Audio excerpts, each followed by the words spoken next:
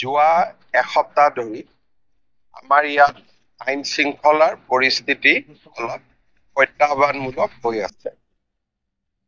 বকঈদৰ পিছদিনা হনুমান মন্দিৰত এটা গৰুৰ মাথা কোনোবাই ৰাখি থৈ যায়। হিন্দু মুছলিম সকলো মানুহ আহে, পিছ কমিটি কথা বতৰা পাতে, ভালে ভালে চবখিনি হৈ যায়। নেক্সট দিনাখন আকৌ তাতে গৰুৰ মাথা আকৌ ৰাখে।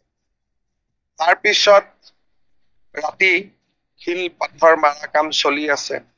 আৰু সবচে ডাঙৰ কথা যে ঈদৰ আগদিনা ধুবুৰীত 3খন খুব নবীন বাংলা বুলি, যি নেকি বাংলাদেশত ধুবুৰী জিলাখন ইনক্লুড কৰিব লাগে বুলি ইয়াতে পোষ্টাৰ মাৰিছিলে 3টা।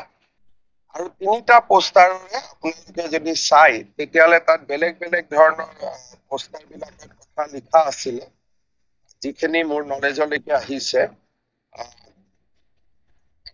যদি মই পোষ্টাৰখিনি দেখুৱাও, এখনত আছে, তুমিও হবে শহীদ, তোমাৰ ৰক্তও হবে বাংলাৰ স্বাধীনতাৰ বীজ, নবীন বাংলা। তাৰপিছত এটা আছে পোষ্টাৰ, আমৰা মুক্তি চাই, আমৰা স্বাধীনতা চাই, বাংলাৰ মাটি স্বাধীন কৰব ইনশাআল্লাহ, জয় বাংলা, জয় ইসলাম, জনতাৰ বাহিনী।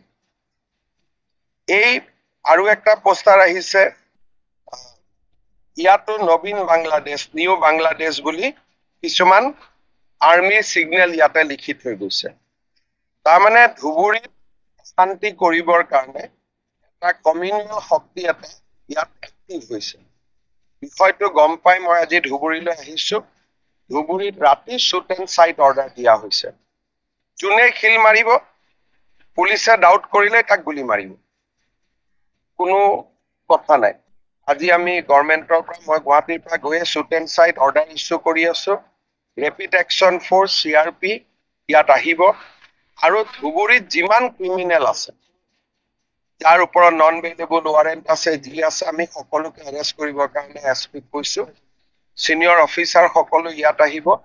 যোনে আইন শৃংখলা হাতত লৈছে তাক আমি কঠোৰ হাতেৰে দমন কৰিম। বাংলাদেশৰ যি পলিটিকেল ডেভেলপমেণ্ট হৈ আছে, যাৰ পৰা এছাম ধৰ্মীয় উগ্ৰপন্থী মনোভাৱৰ লোক এটা নতুনকৈ তেওঁলোকে প্ৰাণ পাই উঠা আমি দেখা পাইছো। ছচিয়েল মিডিয়াতো এনেকুৱা মানুহ দেখিব আৰু বাস্তৱ জীৱনতো দেখিব। আৰু যোৱা 7 দিন ধৰি ধুবুৰীত যিখিনি ঘটনা হৈ আছে সেইখিনি অত্যন্ত নিন্দনীয় আৰু গৰ্হিত। এইটো এটা হনুমান মন্দিৰ। প্ৰথম দিনা ইয়াৰ সন্মুখত গৰুৰ কাটা মূৰ এটাত থোৱা হৈছে, আৰু শান্তি কমিটি, পিছ কমিটি হোৱাৰ পিছতো নেক্সট আকৌ গৰুৰ মূৰ থৈ গৈছে। এতিয়া এনেকুৱা ধৰণে যদি ঘটনাবোৰ চলি থাকে তেতিয়াহ'লে ৰাইজে যথেষ্ট অসুবিধাত পৰিব। এইবাৰ আনকি কটন কলেজৰ সন্মুখতো গৰুৰ কাটা মূৰ বা গৰুৰ বিভিন্ন হাড় বা বিভিন্ন অংগ পতংগ ৰখা হৈছে। গৰু কুৰবানীৰ কাৰণে অনা হয়, গৰু ৱেপনাইজ কৰিবৰ কাৰণে অনা নহয়।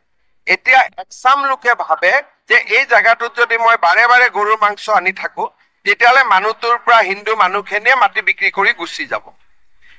Target number 1। দ্বিতীয়তে, ধুবুৰীত ইয়াতে নবীন বাংলা বুলি এটা এক্সট্ৰিমিষ্ট গ্ৰুপ হওক বা যি গ্ৰুপৰ হওক, কি ডিচিৰ ঘৰৰ সন্মুখতো তেওঁলোকে পোষ্টাৰিং কৰিছে। গতিকে ধুবুৰীৰ ঘটনাখিনিক আমি চিৰিয়াছলি লৈছো। মই অলপ আগতে আপোনালোকক চাৰ্কিট হাউচত কৈ আহিছো যে ইয়াত ৰেপিড একশ্যন ফ'ৰ্চৰ পৰা CRPF আমি ডিপ্লয় কৰিম, আমাৰ অসম পুলিচো থাকিব, শ্বুট এণ্ড চাইট অৰ্ডাৰ থাকিব। আৰু যিসকলে এই কামবিলাক কৰি আছিল তেওঁলোকক আমি আইডেণ্টিফাই কৰিম, তেওঁলোকক আমি এৰেষ্ট কৰিম, তেওঁলোকৰ ওপৰত আমি ব্যৱস্থা ল'ম।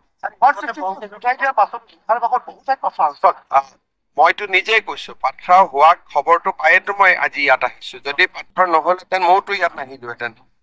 ৰাতি যে শিল মাৰি আছে মানুহৰ ঘৰত, সেই খবৰটো গম পায়েতো মই ইয়াত আহিলো। গোলকগঞ্জত যেতিয়া প্ৰথম ঘটনাটো হৈছিল তাৰপিছত ইয়াত দুটাকৈ দুবাৰকৈ দুদিন ঘটনা সংঘটিত হৈছে। এই ক্ষেত্ৰত চিকিউৰিটি লেপছৰ এটা চিকিউৰিটি লেব শব্দটো এনেকুৱা যে ইয়াত এবাৰ গৰুৰ মূৰটো আহিলে, শান্তি কমিটি হ'ল, হিন্দু মুছলিম গোটেইখিনি মানুহ বহিলে, তেতিয়া পুলিচেওতো কি ভাবিব যে বুজাবুজি হ'ল। আকৌ কৰিব সেই কথাটোতো পুলিচে কেতিয়াও নাভাবে। আজি যদি আমি ইয়াতে বহি হেণ্ডশ্বেক কৰো, সকলো মিলে SP DC সন্মুখত শান্তি কমিটি হয়, তেতিয়াহ'লেতো অলপতো পুলিচেতো সদায় ৰাইজকতো সন্মান কৰিয়ে পুলিচ চলিব লাগে। কিন্তু যেতিয়া তেওঁলোকে মানা নাই, যিয়ে গ্ৰুপ নাথাকক কিয়, শান্তি কমিটিৰ কথাও মানা নাই, গতিকে এতিয়া police is free to take action. এতিয়া আমি একশ্যন ললেও ইয়াত কবলগীয়া কথা একো নাই কাৰো। প্ৰথমতে ধুবুৰী ইয়াতে পোৱা গ'ল, তাৰপাছত তাৰ আগতে গণকোচত পোৱা গ'ল। কালি ছাৰ 21ত যিটো কালি মন্দিৰ মহামায়া মন্দিৰৰ সন্মুখত আপত্তিজনক বস্তু হৈছে, ইতিমধ্যে ফৰেনচিক লেবৰেটৰী মই এই কথাখিনিতো ময়েতো আপোনালোকক কৈ আছো যে এইটো এটা গৰুৰ মাংসটোক ৱেপনাইজ কৰিবৰ বাবে চেষ্টা কৰি আছে। আমাৰ ঘৰতো কম মানুহ আছে নেকি এনেকুৱা? আমাৰ বাংলাদেশটোতো এটা ফেক্টৰ, কিন্তু আমাৰ নিজৰ অসমতে এনেকুৱা মানুহ বহুত আছে। কম কলেজতো আৰু বাংলাদেশৰ পৰা সিটো পেলাই থৈ যোৱা নাই।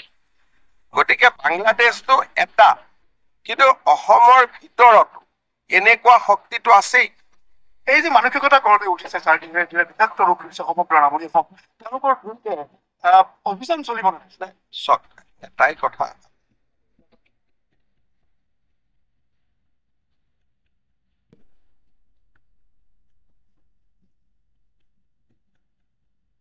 আপোনালোকে যিখিনি কৈ আছে সেইখিনি শুনিবৰ কাৰণেতো মই ইয়াত আহিছো, আৰু মই যিখিনি কৰিব লাগে মই কৰি গৈছো।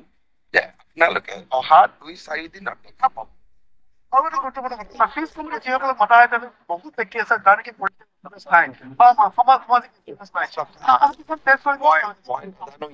স্থানীয় বিষয় CSP চাব, কিন্তু মইতো পিচ কমিটিৰ মিটিং সেইবিলাকে মই বিশ্বাস নকৰো।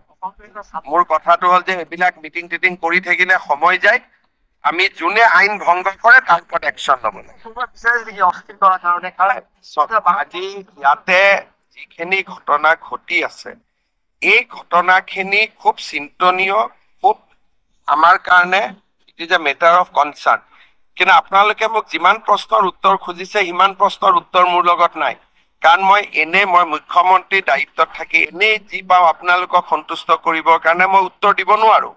এতিয়া যেতিয়া পুলিচে মানুহখিনিক এৰেষ্ট কৰিব, ইণ্টাৰোগেশ্যন কৰিব, আমাৰ হাতত তথ্য আহিব, তেতিয়া আমি তথ্যখিনি তেওঁলোকে কৰি আছে, কিন্তু আজিৰ পৰা আৰু ভাল কৰিব।